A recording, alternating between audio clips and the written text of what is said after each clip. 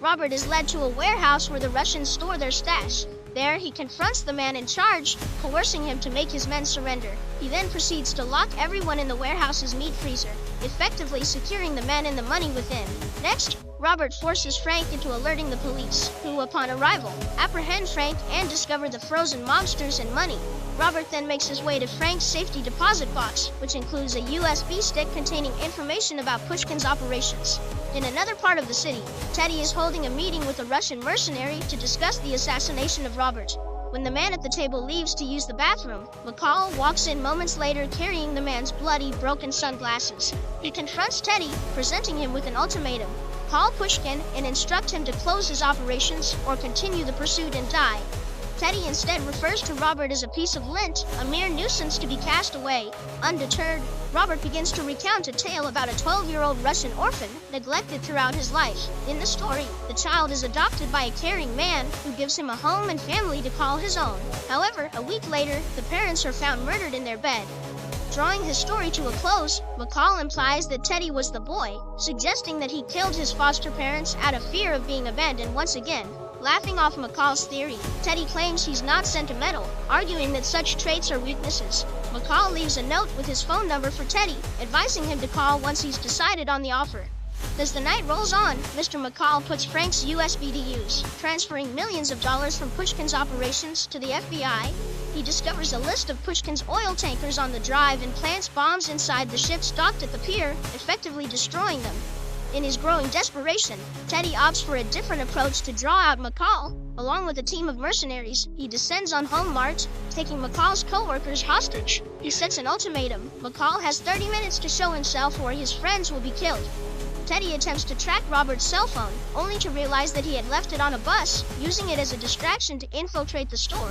Unexpectedly, a song by Gladys Knight and the Pips begins playing over the store's intercom. Ralphie is singled out by the mercenaries to lead them to the security room, but they walk right into a trap set by Robert, who takes them out stealthily. Ralphie, visibly shaken, is instructed by Robert to guide everyone to safety while he deals with the intruders. With Teddy's men now inside the building, the lights suddenly go out and the doors slam shut, trapping them all inside.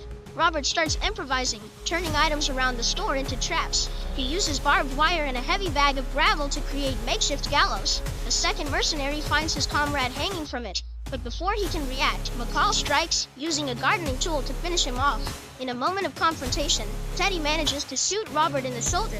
However, he makes a quick escape, using a torch and doorknob to cauterize his wound. Two more of Teddy's henchmen stumble upon the scene. They notice a torch placed on top of a puddle of gasoline with a wire attached. Suspecting a trap, they decide to ignore it and proceed. Robert then takes out the first man, only to patiently wait for the second to approach. He then takes him out as well. Ralphie comes to aid Mr. McCall, but is shot in the leg for his efforts. In a quick assessment of the situation, Robert instructs Ralphie to rush to the breaker box and turn the power back on in precisely 40 seconds. As Ralphie dashes off to fulfill his mission, Robert lures another henchman into a lounge room.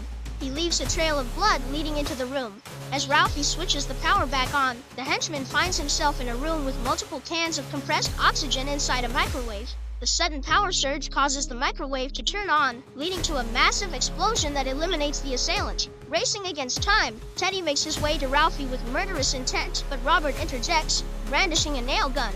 He unloads nails into Teddy's pressure points, immobilizing him completely. Overwhelmed and desperate, Teddy questions Robert's identity, but Robert just looks at him, and Teddy is met with a final shot to end him. 3 days later, Robert travels to Moscow, Russia, to find Pushkin. He catches the mob boss off guard during a shower. Flickering the bathroom lights on and off, Robert confronts Pushkin, saying he's here for the head of the snake. Pushkin tries to bribe his way out, but Robert is already gone from the room. As Pushkin reaches for his weapon beside the overflowing sink, he steps onto cut and exposed wires left behind by Robert. His final screams echo throughout the mansion as he is electrocuted and dies. Leaving Pushkin's estate, Robert passes the lifeless bodies of the guards and heads home. Upon his return, he is met by Alina, who is on her road to recovery. She informs him that she has found a proper job and has taken up reading. She also mentions an envelope containing $9,800 that she found among her items at the hospital. She thanks Robert for the changes in her life, implying she knows he's the one who set her free. Months later, Robert places an online ad, branding himself as the Equalizer. He offers his assistance to those in need who could use his unique skill set. he receives a coded email asking for help, to which he simply replies with a yes.